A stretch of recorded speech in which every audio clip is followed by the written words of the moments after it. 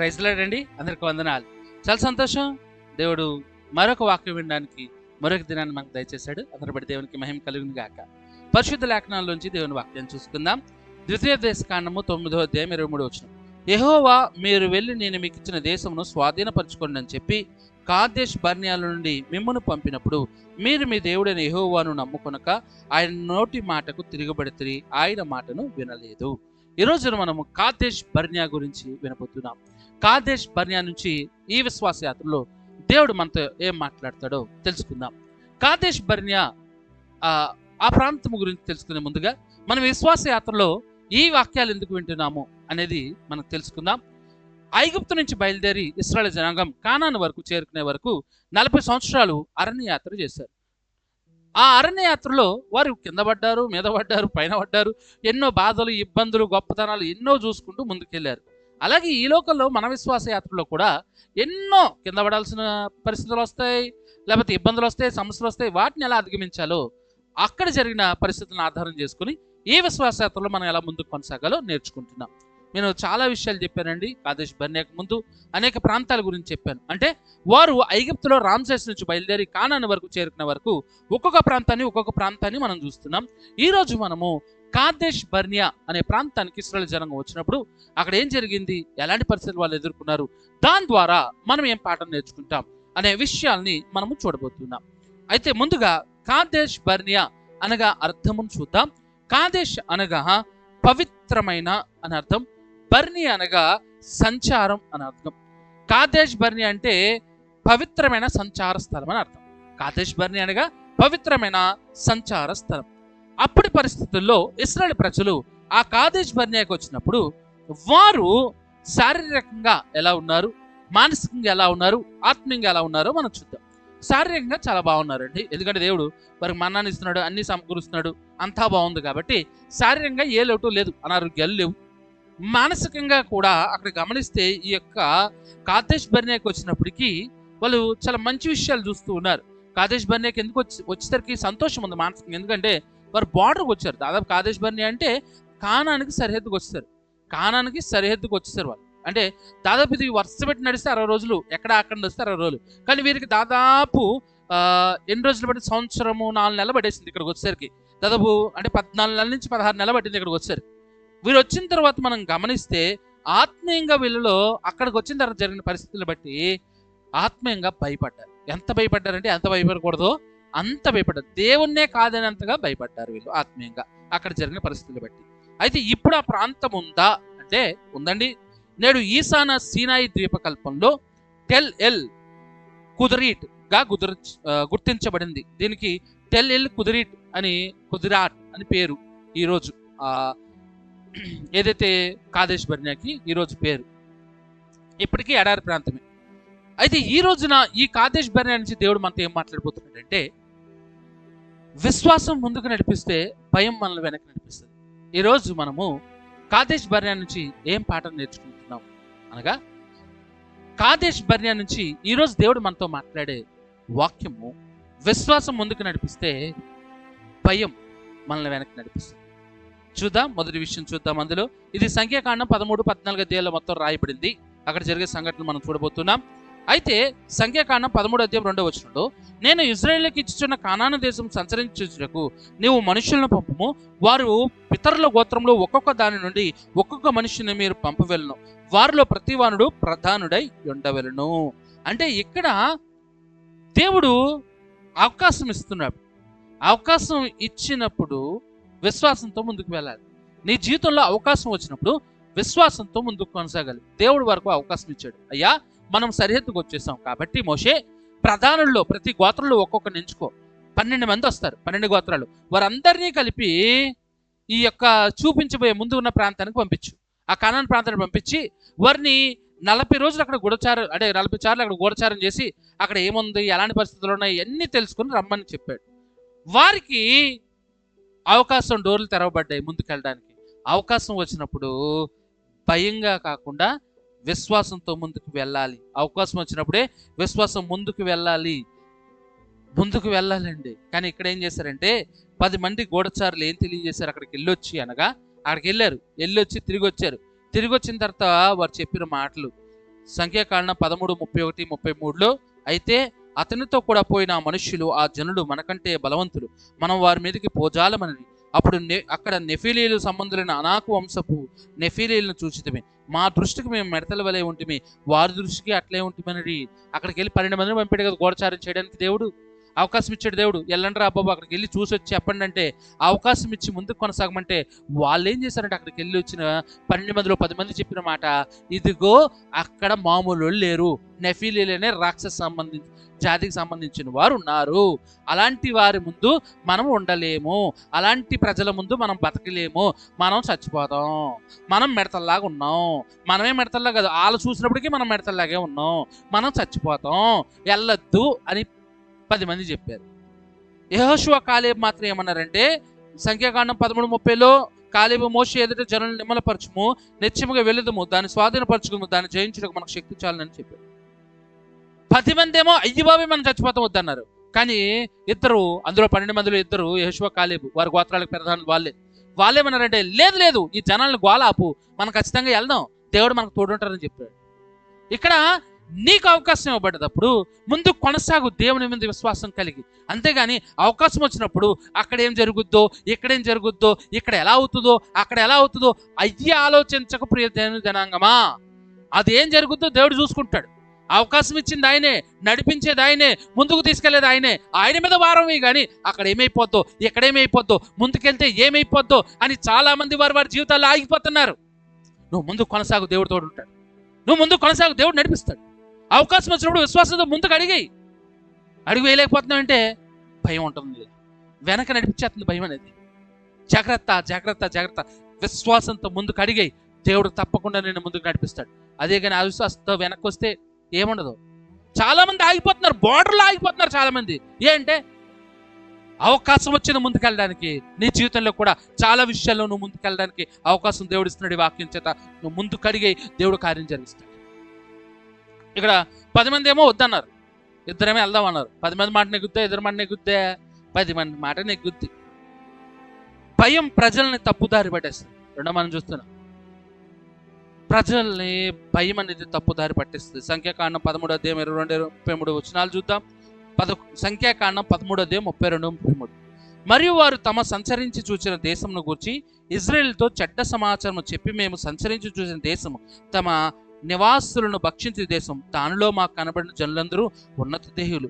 ఇక్కడ నెఫీలు సంబంధించిన అనాకు వంశపేయులను చూచితిమి, మా దృష్టికి మేము మిడతల వలె ఉంటుమి, వారి దృష్టికి అట్లే ఉంటుమని. ఇది చెప్పారంటే చెడు సమాచారం చెప్పారు. ఏంటి చెడు సమాచారం అంటే, ఆ దేశం మనుషులను చంపుతునేస్తారు. మామూలుగా అంటే చంపుతునేస్తారు, దేశమే తినేస్తుంది. మనం అక్కడికి వెళ్ళి బతకలేం, మనం వాళ్ళతో యుద్ధం చేయలేం, మనం అందరం చచ్చిపోతాం అని ఏడవడం మొదలు పెట్టారండి. ఈ 10 మంది గోలను చూసి సర్వ సమాజమంతా ఏమయ్యింది? 14:3లో, సంఖ్యాకాండం 14:3లో మనం చూడొచ్చు. వీళ్ళ చెడ్డ సమాచారం చెప్పిన వెంటనే ఆ సర్వ సమాజం అంతా, అయ్యో ఐగుప్తులో మేము ఎలా చావలేదు, ఈ అరణ్యం మీద మేము చావలేదు, మేము కత్తి వాత పడినట్లు యెహోవా మమ్మల్ని ఈ దేశంలోనికి ఎలా తీసుకుని వచ్చాను అంటే వాళ్ళు బాధ చూడండి. ఐగుప్తులు ఎందుకు చచ్చిపోలేదు, అరణ్యంలో ఎందుకు చచ్చిపోలేదు, ఇక్కడ కత్తి చేత చంపడానికి తీసుకొచ్చాడా, మా భార్య మా పిల్లలు కొలిపోదురు, తిరిగి ఐగుప్తుకు వెళ్ళటం మాకు మేలే కదా అని వారితో ఒకరు అనుకుంటున్నారంట. తప్పుదారు కదా. ఇక ఆ తర్వాత వచ్చిన చూడండి, 4వ వచనం, 11:4 సంఖ్యాకాండం, వారు మనము నాయకుని ఒకరిని నియమించుకుని ఐగుప్తుకు తిరిగి వెళ్ళేది మనం ఒకరితో ఒకరు చెప్పుకున్నారు. ఇంతకాలం దేవుడు ఇన్ని అద్భుత కార్యాలు చేసి నడిపించాడు. ఏంటి, రెఫెదీములో అమలేకులతో యుద్ధం గెలిపించింది ఎవరు? దేవుడు. లెక్క పెట్టలేనంత సైన్యం ఉంది అక్కడ. ఎందుకంటే వాళ్ళు దాదాపు 3 రోజులు కూర్చుకున్నారు బంగారం, శవాల మీద బంగారం. అంటే లెక్కలేనంత మంది, 6 లక్షల మంది వీళ్ళు అనుకుందాం. అవతలోడు లెక్క కట్టలేనంత సైన్యం, అంతమంది విజయం వచ్చింది. ఇప్పుడు విజయం కూడా దేవుడు ఆల్రెడీ విజయం వచ్చింది. దేవుడు ఇప్పుడు విజయం కూడా భయం వచ్చేసింది. వాళ్ళు తెచ్చిన చెడు సమాచారం తిని, అక్కడ చచ్చిపోతే బాగుండు, ఇక్కడ చచ్చిపోతే బాగుండు, ఎక్కడ తీసుకొచ్చి కత్తి చేత చంపుతావా దేవా అని మేము వెనక్కి వెళ్ళిపోతాం.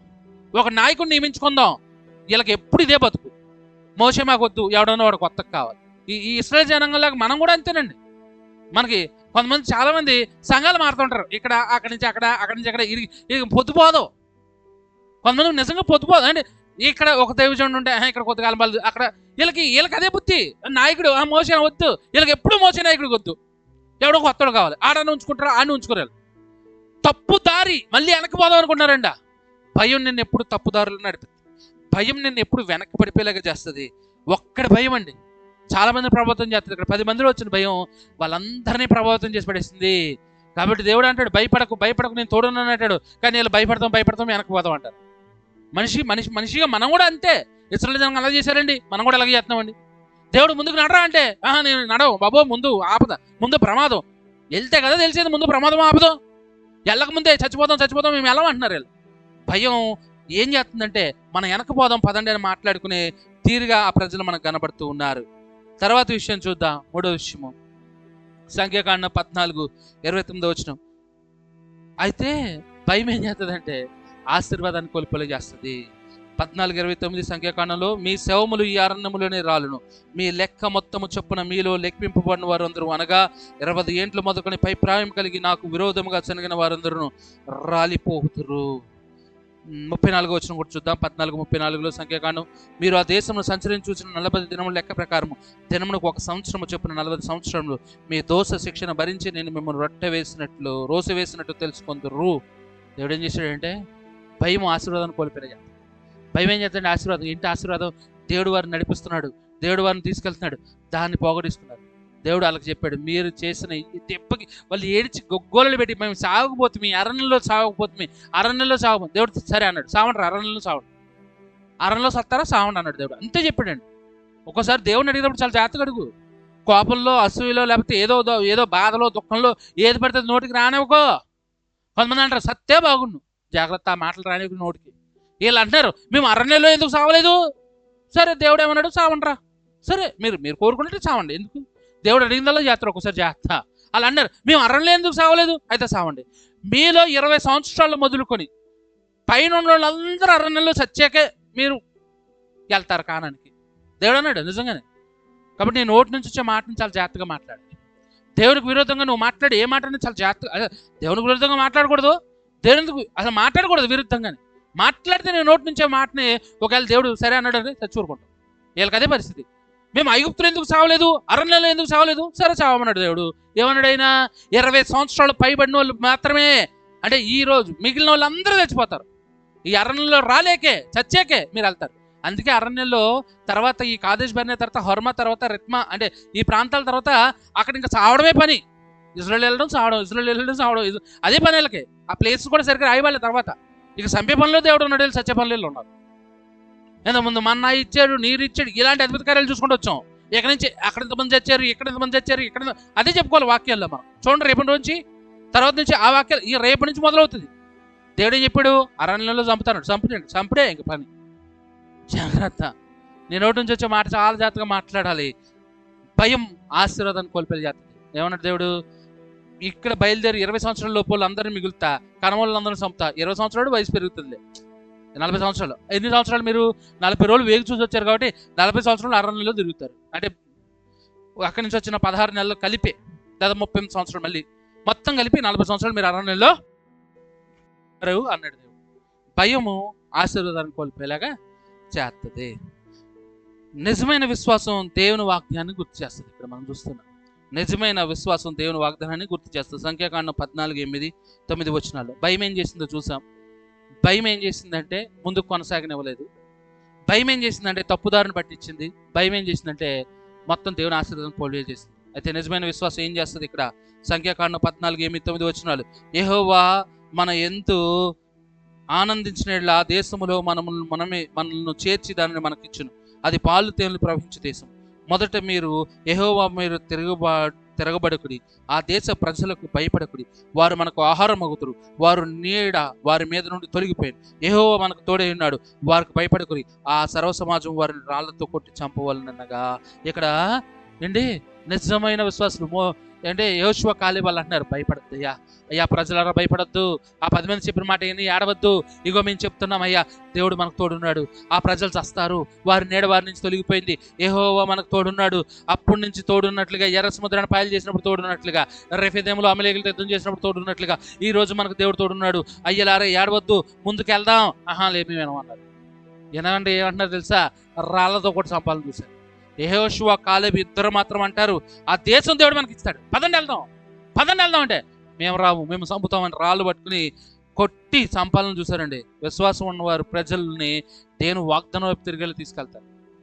నువ్వు నిజంగా విశ్వాసం కలిగి ఉంటే దేవుని వాగ్దానాల వైపు నడిపించేవాడిగా ఉంటారు. అంతేగాని ప్రజలను భయపెట్టేసి, విశ్వాసాలను భయపెట్టేసి కంగాలు చేయకూడదు. ఇక్కడ చూస్తూ ఉన్నాం, యెహోషువ కాలేబు ఎంత విశ్వాసంతో నిలబడ్డారు, ఎంతో విశ్వాసంతో నిలబడ్డారు. ముందుకు వెళ్దాం అన్నారు. ఏమన్నారు ప్రజలు? వాళ్ళని రాళ్ళతో కొట్టి చంపాలని చూశారు. భయం ఎప్పటికీ గెలవదు, విశ్వాసమే గెలుస్తుంది. భయం ఎప్పటికీ నేను ముందు కొనసాగనివ్వదు, వెనక్కి తీసుకెళ్తాను. కానీ విశ్వాసం నేను ముందుకు తీసుకువెళ్తుంది. చెడ్డ సమాచారం తెలియజేసిన వారు ఏమైపోయారో చూద్దాం. సంఖ్యాకాండం 14:37లో, అనగా దేశమును గురించి చెడ్డ సమాచారం చెప్పిన మనుషులు యెహోవా సన్నిధిని తెగులు చేత చచ్చిపోయారు. ఏం చేత చచ్చిపోయారంట? తెగులు వచ్చిందంట.